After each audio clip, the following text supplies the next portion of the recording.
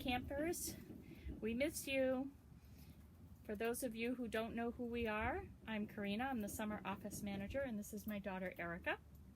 And a tradition we have at camp is that on Sunday nights, the camp moms and ladies go read to the junior unit while the unit head has his meeting with the cabin counselors.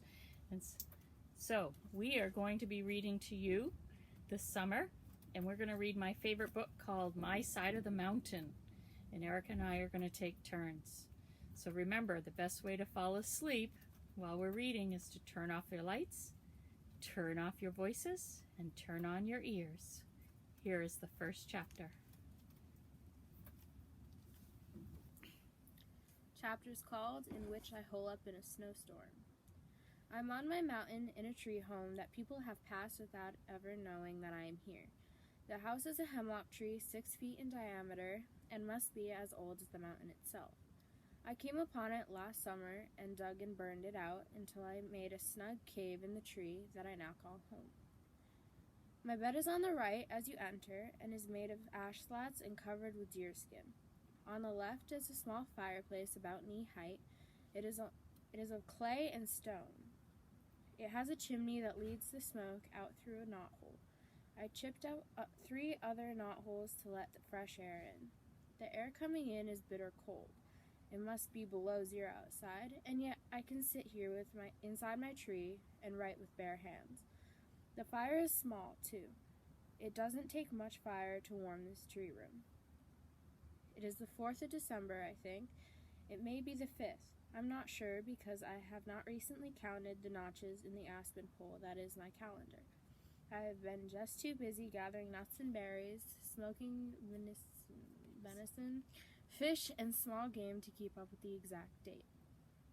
The lamp I am writing by is deer fat poured into a turtle shell with a strip of my old city trousers for a wick. It snowed all day yesterday and today. I have not been outside since the storm began, and I am bored for the first time since I ran away from home 8 months ago to live on the land. I am well and healthy, the food is good, sometimes I eat turtle soup, and I know how to make acorn pancakes. I keep my supplies in the wall of the tree in wooden pockets that I have chopped myself. Every time I have looked at those pockets during the last 2 days, I have felt just like a squirrel, which reminds me, I didn't see a squirrel one whole day before the snowstorm began. I guess they are holed up and eating their stored nuts too. I wonder if the Baron, that's the wild weasel who lives behind the big boulder to the north of my tree, is also denned up.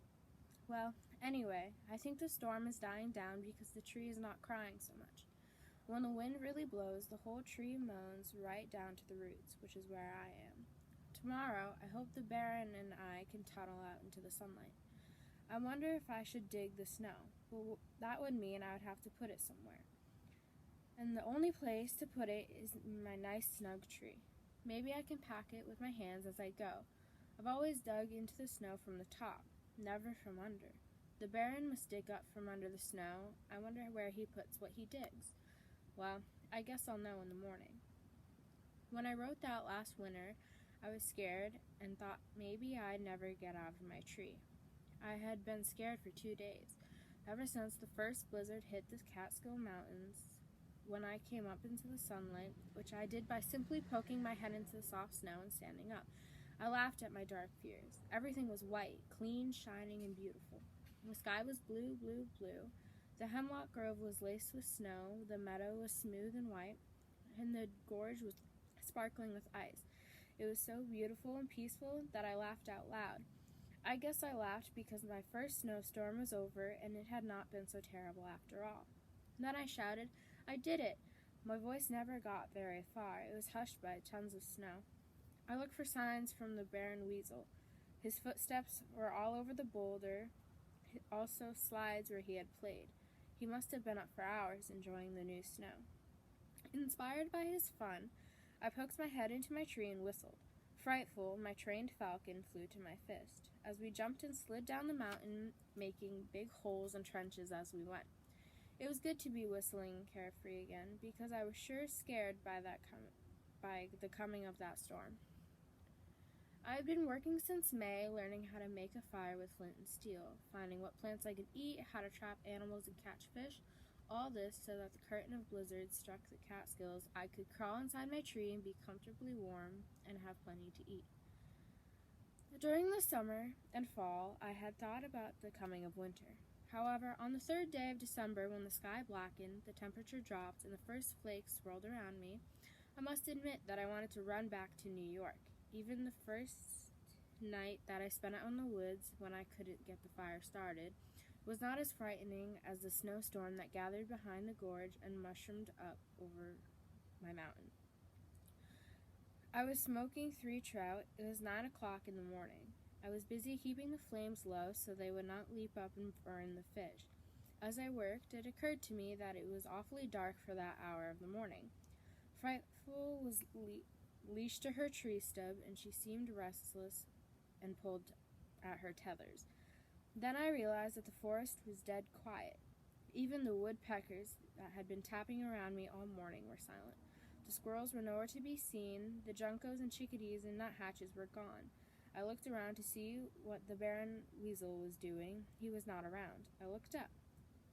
From my tree, you can see the gorge beyond the meadow. White water pours between the black, wet boulders and cascades into the valley below. The water that day was as dark as the rocks. Only the sound told me that it was still falling. Above the darkness stood another darkness. The clouds of winter, black and fearsome. They looked as wild as the winds that were bringing them. I grew sick with fright. I knew I had enough food. I knew everything was going to be perfectly all right. But knowing that didn't help. I was scared. I stamped out the fire and pocketed the fish. I tried to whistle for Frightful, but couldn't purse my shaking lips tight enough to get out anything but a pff. So I grabbed her by the hide straps that were attached to her legs, and we dove through the deerskin door into my room in the tree. I put Frightful on the bedpost and curled up in a ball on the bed. I thought about New York and the noise and the lights and how Snowstorm always seemed very friendly there. I thought about our apartment, too.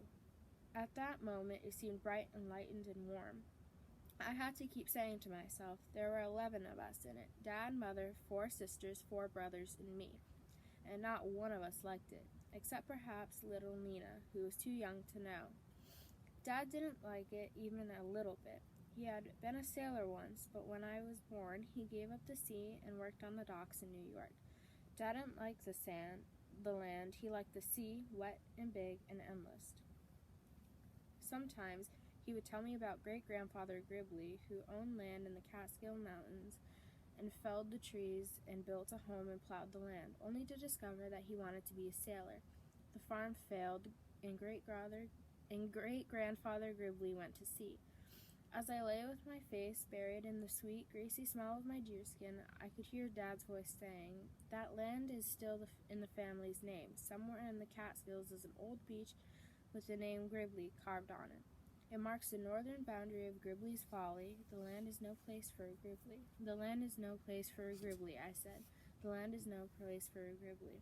And here I am, 300 feet from the beach, with Gribbly carved into it.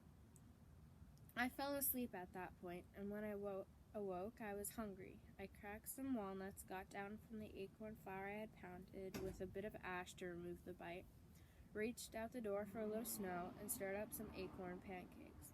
I cooked them on top of a tin can, and as I ate them smothered with blueberry jam, I knew that the land was a perfect place for a Gribbly. Do I keep on reading, or do you want to pause it so you can post each